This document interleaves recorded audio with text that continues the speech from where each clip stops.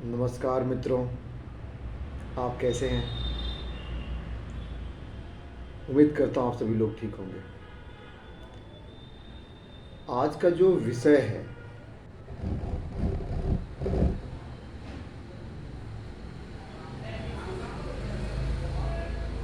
अखंड भारत संकल्प दिवस, जो कि प्रत्येक 14 अगस्त को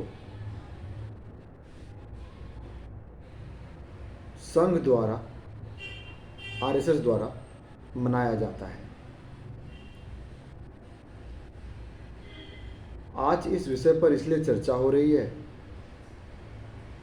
क्योंकि कुछ लोग अखंड भारत संकल्प दिवस को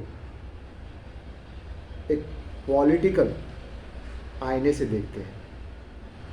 पर मेरा मानना है अखंड भारत संकल्प दिवस कोई पॉलिटिकल एजेंडा नहीं है। ये तो भारत को संगठित करने का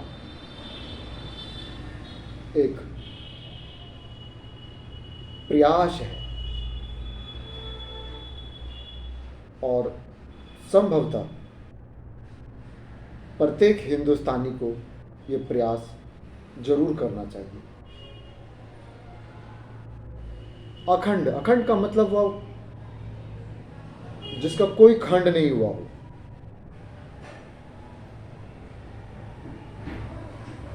अगर बात करी जाए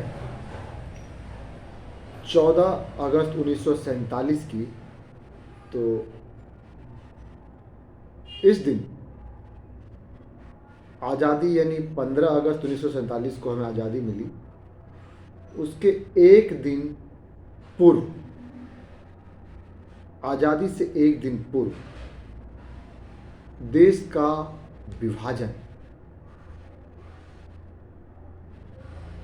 ये बड़ी ही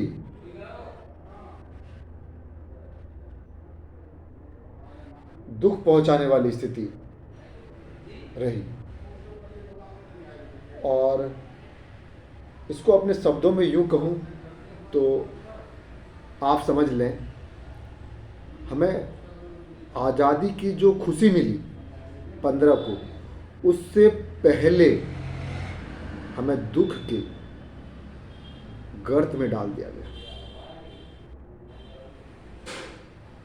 हजारों शहीद स्वतंत्रता सेनानी, जिन्होंने भारत को स्वतंत्र कराने के लिए अपने प्राणों की आहुति दी, उस आहुति का तिरस्कार किया गया।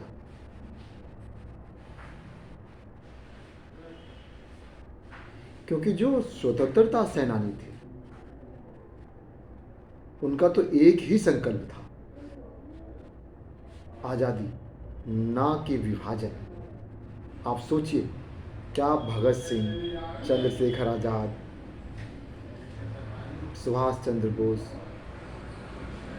लाला लाजपत राय, खुदीराम बोस जैसे वीर योद्धाओं ने ये कभी सोचा था कि आज़ादी के बाद, आज़ादी के पूर्व, इसी दरमियान देश का विभाजन होगा? नहीं, बिल्कुल नहीं सोचा होगा। उन्होंने तो जिस स्वतंत्रता संग्राम की लड़ाई लड़ी, उसका तो सिर्फ एक ही मकसद था, देश की आज़ादी, और देश की आज़ादी, ना कि विभाजन। ये कौन लोग थे जिन्होंने देश का विभाजन तय कर दिया? और किस परिस्थिति में, क्यों और किन से पूछकर? क्या महात्मा गांधी, क्या सुभाष, क्या नेहरू जी देश के मालिक थे? क्या जिन्ना देश का मालिक था? क्या अंग्रेज जिन्होंने हम पर शासन किया वो हमारे मालिक थे? जो उन्होंने तय कर दिया कि देश का विभाजन होगा, और हमने मान लिया। हमने क्यों माना? क्या किसी आम भारतीय से राय ली गई, राय शुमारी करवाई गई, पूछा गया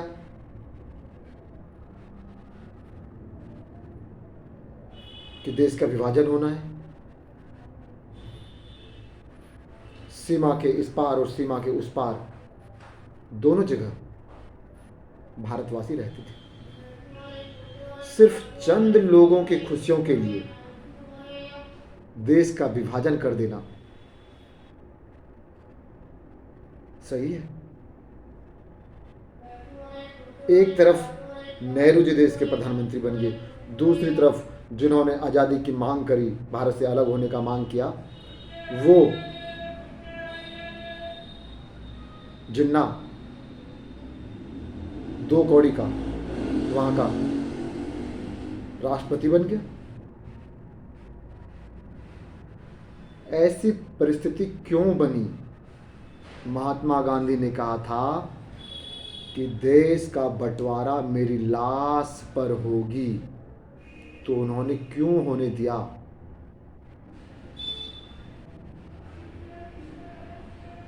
उन्होंने उसका विरोध क्यों नहीं किया? हम सभी जानते हैं, अगर एक बार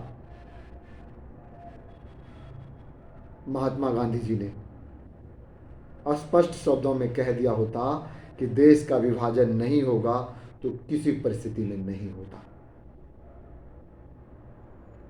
यहां तक कि अंग्रेज भी नहीं कर पाते। तो फिर महात्मा गांधी ने क्यों मान लिया इस बात को?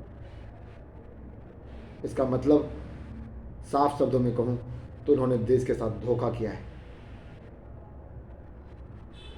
उनको हमने मालिक नहीं बनाया था देश का, और इस देश का कोई मालिक हो भी नहीं सकता, क्योंकि हम सभी भारतवासी, हम अपने भारत माता के सेवक हैं। तो इनको यह अधिकार किसने दिया? अब जबकि 1925 में जब संघ की स्थापना हुई, संघ की स्थापना के साथ ही हिंदू समाज का जो संगठन का कार्य था वो प्रारंभ हुआ था। डॉक्टर साहब एक दूरदृष्टा व्यक्ति थे। उनको मालूम था कि अगर किसी भी परिस्थिति से देश को बचाना है तो समाज का संगठन, हिंदू समाज का संगठन करना होगा, और उन्होंने इस कार्य को किया।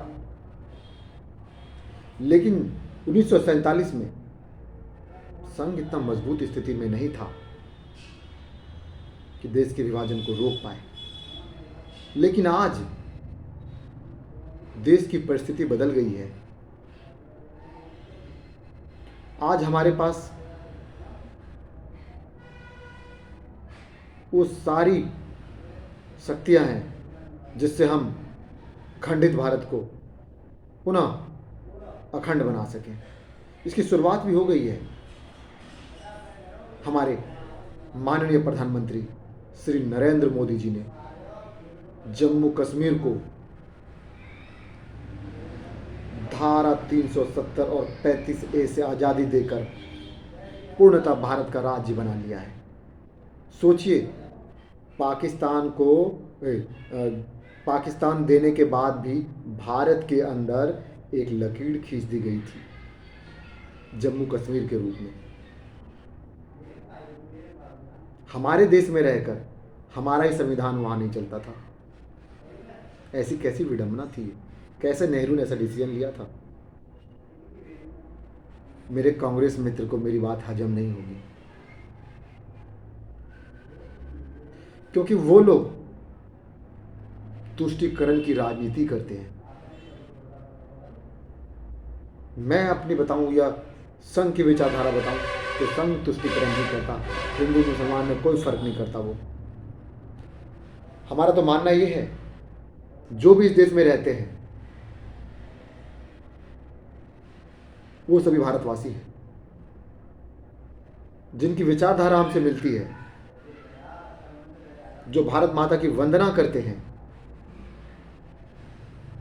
और अपनी माता की वंदना करने में किसी को कोई संकोच नहीं होना चाहिए, और जो संकोच करते हैं वो भारतवासी हो ही नहीं सकते।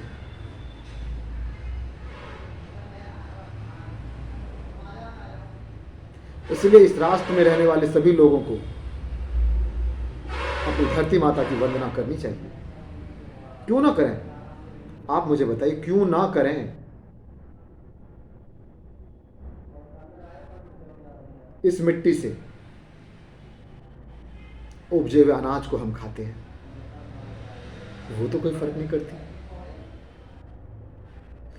इस मिट्टी पर जो पेड़ पौधे हैं, उससे जो फल मिलता है वो हम सब खाते हैं। जो वायु मिलती है उसे हम ग्रहण करते हैं। इस मिट्टी के गर्भ से जो पानी निकलता है उस पर सबका बराबर का अधिकार है। ये कौन करती है? एक माता करती है। जो माता हमें जन्म देती है, जो जननी होती है, वो हमारा लालन पालन करती है, हमें बड़ा करती है, हमारा सेवा करती है, इसलिए हम उनको माँ कहते हैं। ये भी तो वही करती है इस मिट्टी। ये मिट्टी भी हमारा लालन पालन करती है। और तो और इस मिट्टी पर जितने जीवधारी है सबका लालन पालन करती है मिट्टी। इस मिट्टी से उपजे अनाज से मेरे माता पिता के पेट भरे, उनके माता पिता के भी पेट भरे हैं। तो सोचिए ये मिट्टी कितनी ज़्यादा महान है हमारे लिए। इसलिए तो हम इसे मिट्टी नहीं कहते, अपनी माता कहते हैं। इसके कर्जदार हैं हम। जितना कर्जदार उस जननी के हैं जिसने हमें जन्म दिया है, उतना ही कर्जदार इस माटी के भी हैं हम, क्योंकि इसने भी हमारा लालन पालन करा है। इसके उपजे अनाज से हमने अपने तन और मन को मजबूत करा है। तो क्या इस मिट्टी की वंदना करने में किसी को कोई आपत्ति होनी चाहिए? नहीं होनी चाहिए। जो लोग इस धरती माता की, भारत माता की वंदना नहीं करते, मैं उनसे साफ शब्दों में कह दूं, उनका तो सिर्फ एक ही एजेंडा है, और उस एजेंडे का नाम है देश में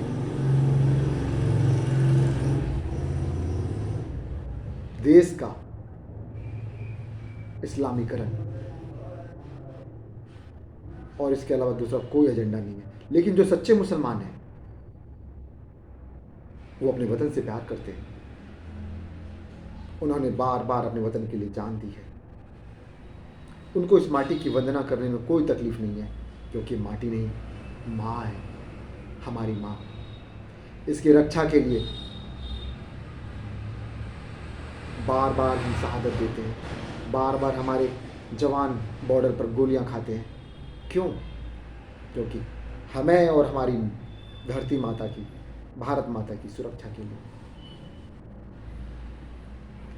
हम लोग बात कर रहे थे एकता की, तो सच्चाई यही है, जब तक हम संगठित होकर नहीं रहेंगे तब तक अखंड भारत का स्वप्न देखना आसान नहीं है। इस स्वप्न को अगर पूरा करना है तो निश्चित रूप से इसका पहल हिंदू समाज को करना होगा। सबसे पहले हिंदू समाज को आपसी संगठन मजबूत करना होगा, क्योंकि देश आपका है।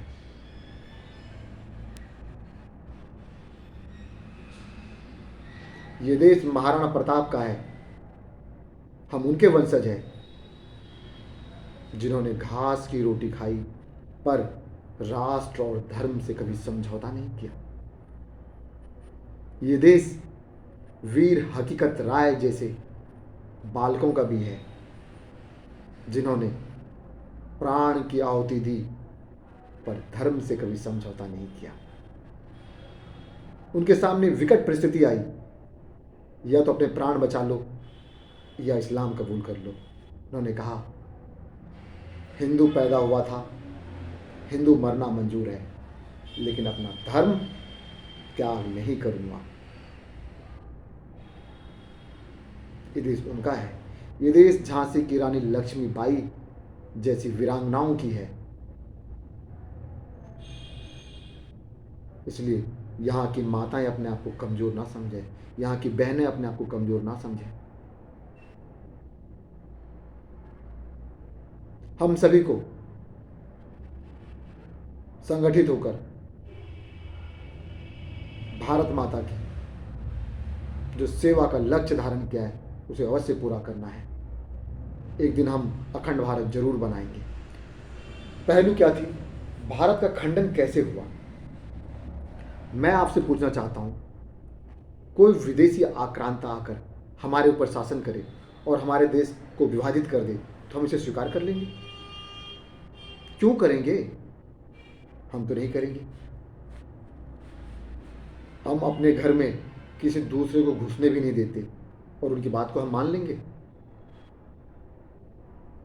सोचिए मित्रों, 1857 की वो क्रांति जब मंगल पांडे जी ने प्रारंभ करी, उस एक क्रांति से ब्रिटिश साम्राज्य के चारों खंभे हिल गए थे, चारों पिलर उनका हिल गया था। उनको लगने लगा इस देश पे शासन करना आसान नहीं है। तो उनके पास एक पॉलिसी थी, डिवाइड एंड रूल। इसको उन्होंने अप्लाई करा। क्या करा? सबसे पहले अफगानिस्तान को 1876 में हमसे अलग कर दिया और फिर कुछ सालों के लिए वो शांत हो गए। ये तो सत्य है, लेकिन एक दूसरा सत्य ये भी है, जहां जहां हिंदू कमजोर पड़ा है, जहां जहां हिंदुओं की संख्या घटी है, वो हमसे अलग हुआ है। जहां जहां इस्लाम लोगों की संख्या बढ़ी है, देश का विभाजन हुआ है। इस बात को गौर से सोचेगा, ये कैसी परिस्थिति है हमारे देश की। इसकी सबसे बड़ी वजह है हम हिंदुओं में आपसी एकता का नहीं होना। हम जात पात ऊंच नीच के नाम पर लड़ते हैं आपस में। क्यों लड़ें? हमारी जाति कुछ भी हो सकती है, क्या फर्क पड़ता है इससे? अरे हम हिंदू हैं, ये हमारा स्वाभिमान है। हमने सनातन धर्म में जन्म लिया है, ये हमारा अभिमान है। इसको झुकने ना दें।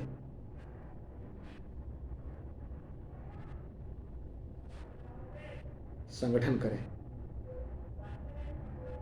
और देश को मजबूत करने का जो विकल्प हमें संघ ने दिया, आरएसएस ने दिया है शाखा के माध्यम से, उसको अवश्य पूरा करें। शाखा आने की शुरुआत तो करें। आप में अपने आप संगठन आएगा। शाखा को व्यक्तित्व निर्माण की पाठशाला भी कहा गया है। क्यों कहा गया है? उसे बोलने से नहीं होगा, वो शाखा आकर ही आप महसूस कर सकते हैं। शाखा आने से आपके गांव में जितने भी लोग हैं उसमें संगठन आ जाएगी।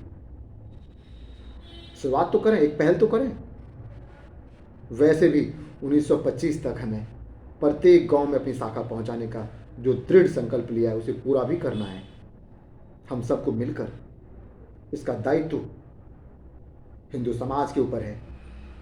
उसे अपने गांव में संगठन को मजबूत करना होगा, बिखरना नहीं है।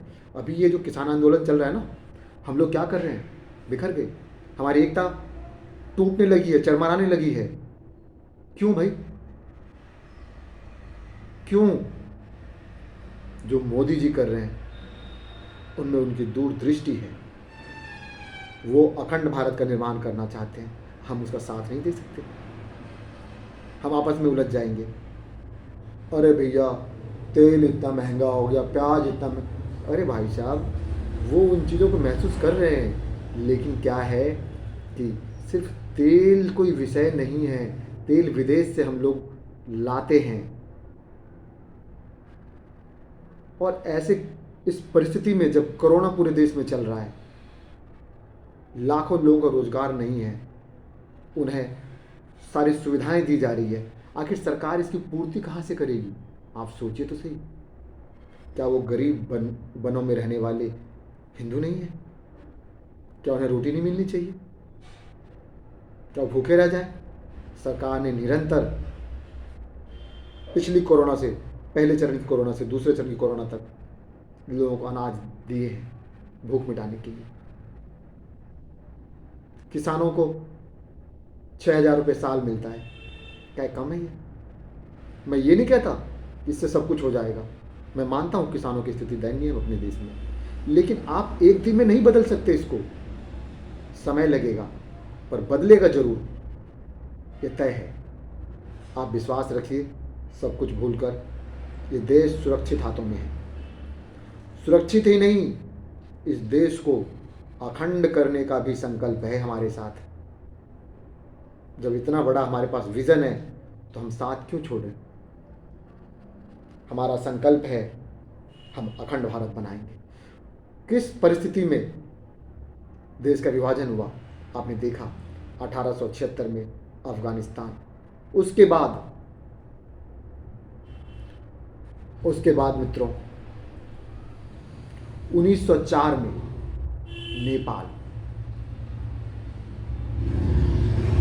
फिर 1906 में भूटान, 1935 में श्रीलंका, 1937 में वर्मा और 1947 में पाकिस्तान, फिर 1971 में बांग्लादेश। अगर ये सभी राष्ट्र भारत के साथ होते तो आज भारत का स्वरूप कितना बड़ा होता। सोचिए, आज हमारी सीमाएं कितनी बड़ी होती। आज चाइना आंख उठाकर भी नहीं देख पाता।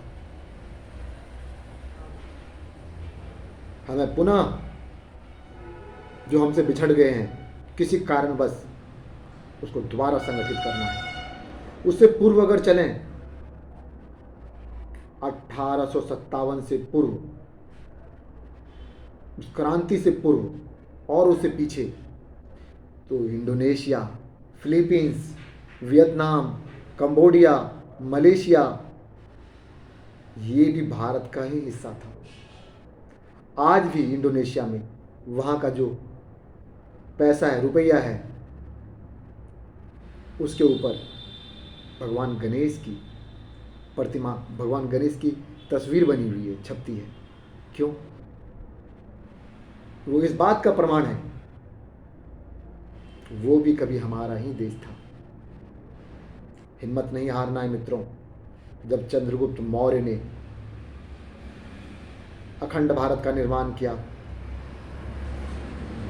चाणक्य ने उन्हें राह दिखाया और ये संभव हुआ। सम्राट अशोक के शासनकाल में भारत अखंड भारत कहलाया। तो क्या हम पुनः ऐसा नहीं कर सकते? आज हमारे पास सब कुछ है और निश्चय ही हम ऐसा कर सकते हैं। हम दूसरों का हक नहीं मारना चाहते, लेकिन अपना भी नहीं छोड़ सकते।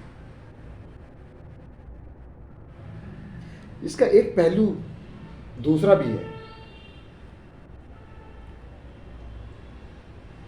आज आप देख रहे हैं, वो परिस्थिति बन रही है कि आपके जो पड़ोसी देश हैं, हमारे जो पड़ोसी देश हैं, अफगानिस्तान गृह युद्ध, पाकिस्तान गृह युद्ध, श्रीलंका वहाँ भी गृह युद्ध की स्थिति है, वर्मा वहाँ गृह युद्ध चल रहा है,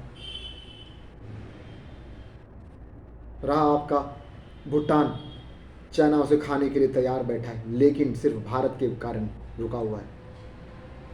आज अगर कांग्रेस की शासन होती तो कब का उसे खा गए होते वो लोग। ये हमारे मोदी जी 56 इंच वाले, जिन्होंने चाइना को उसकी औकात दिखाई, क्या आप उसका साथ छोड़ेंगे? ऐसी गलती दोबारा मत करना, क्योंकि हमें बड़ी मुश्किल से एक ऐसा प्रधानमंत्री मिला है जो अपने लिए नहीं, देश के लिए जीता है, जो अपने परिवार के लिए नहीं, जो पूरे भारतवर्ष को अपने परिवार मानता है, जो तुष्टिकरण की राजनीति नहीं करता, वो सबको एक सामान्य दृष्टि से देखता है, हिंदू, मुस्लिम, सिख, ईसाई सबके लिए। लेकिन क्या है, बड़ी विडंबना है हमारे देश की कि यहाँ हर काल में जयचंद पैदा होते हैं। आज भी कुछ जयचंद है हमारे बीच जो हिंदुओं को तोड़ने में लगे हुए हैं। सावधान मित्रों ऐसे लोगों से, ये कभी राष्ट्र का भला नहीं होने देगा, ना ही हिंदू धर्म का भला होने देगा। हमें जातियों में तोड़ तोड़ कर हमें ख़त्म करने की साजिश चल रही है। लोग, अपने देश को बचाने की जिम्मेदारी हमारी है। और हम लड़ेंगे और जीतेंगे भी। तो हम बात कर रहे थे,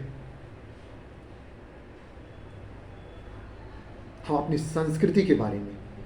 सनातन संस्कृति इतना महान संस्कृति है जिसकी आप कल्पना नहीं कर सकते। आप जानते हैं, हम महसूस भी करते हैं, आज दुनिया हमारी संस्कृति में जीना चाहती है। आज यूरोप कंट्री से हजारों लाखों लोग भारत में आते हैं वो लोग, और हमारे परिधान को पहनते हैं। दुख तो इस बात का है, वो हमारे परिधान पहन रहे, हम उनके। चलो एक बार मान भी लिया, परिवर्तन संसार का नियम है, लेकिन अपने जड़ को ना छोड़ें। आपका जड़ आपका संस्कार है, आपकी संस्कृति है, इससे दूर ना भागें मित्रों। अगर इससे दूर भागेंगे तो फिर बहुत दूर चले जाएंगे।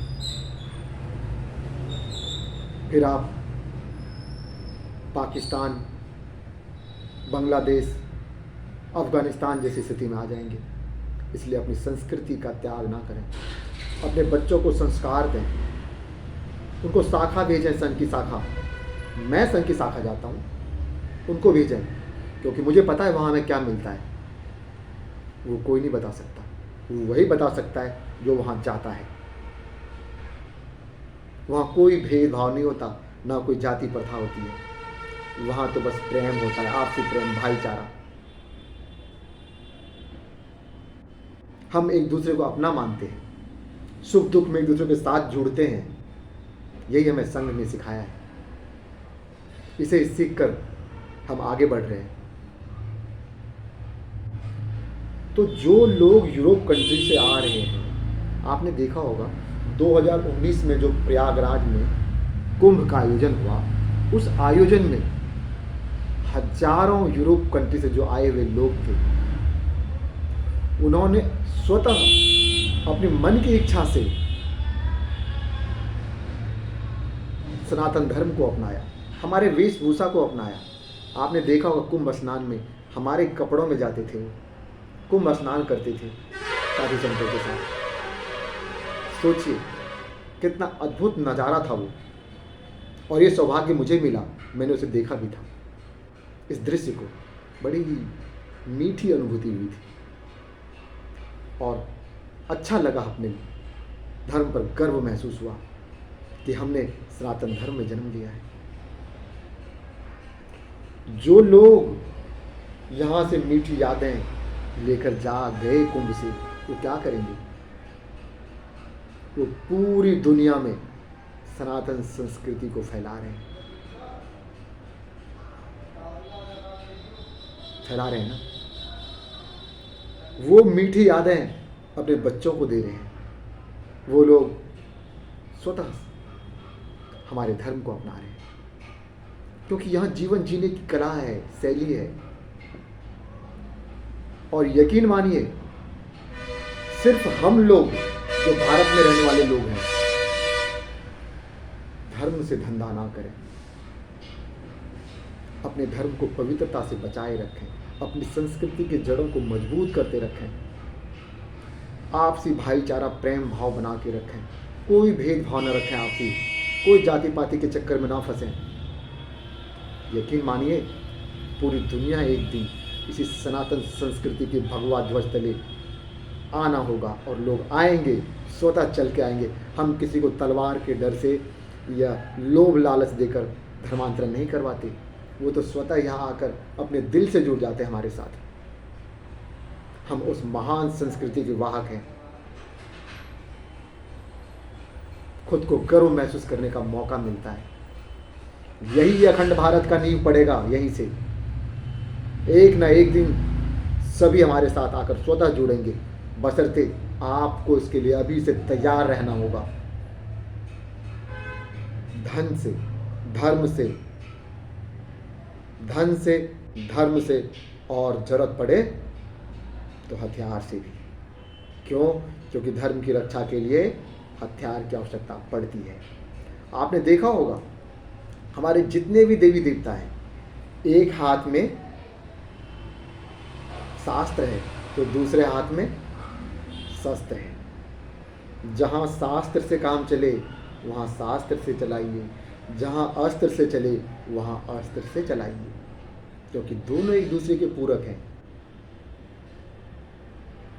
ये तभी संभव है जब हम आपसी एकता, भाईचारा अपने देश में बना के रखें।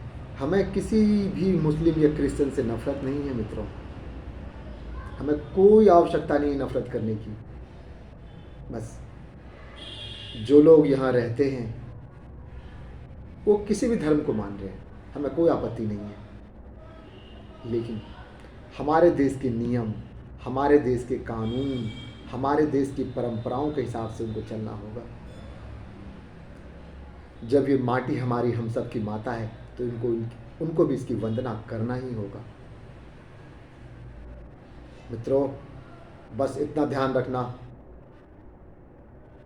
ये कड़ी जो संघ ने दी है हमें भाईचारे, एकता की, हिंदू समाज के लिए, इसे टूटने मत देना किसी भी परिस्थिति में। लक्ष्य एक ही है, 1925 तक हर गांव में अपनी शाखा हो, संघ की शाखा हो, और हर जगह पर नमस्ते सदा वत्सले मातृ भूमे तया हिंदू भूमे सुखम वर्धितो हम, ये प्रार्थना गुनगुनाए बालक से बालक, हर जुबान पर।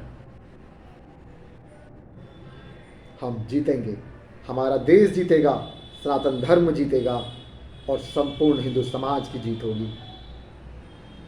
और यहाँ रहने वाले हिंदू, मुस्लिम, सिख, ईसाई सबकी जीत होगी ये, क्योंकि हम वसुधैव कुटुंबकम में विश्वास करते हैं, पूरे विश्व को अपना परिवार मानते हैं। हम सदैव प्रार्थना में क्या कहते हैं?